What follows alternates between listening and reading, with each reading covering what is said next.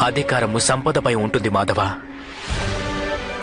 ప్రేమ, జ్ఞానం, ఇంకా సత్యం, వీటికి నిజంగా మనిషిపై అధికారం లభిస్తుంది. ఇక మీరు ప్రేమ, జ్ఞాన, సత్యస్వరూపులు. స్వయానా మీరే ధర్మం.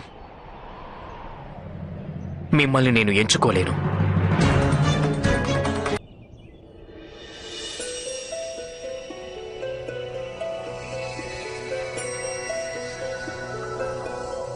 కేవలం ప్రార్థించగలను మాధవ.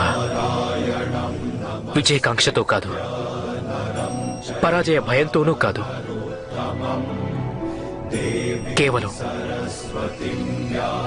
కేవలం ధర్మం కోసం నేను మిమ్మల్ని ఎంచుకుంటున్నాను మాధవ.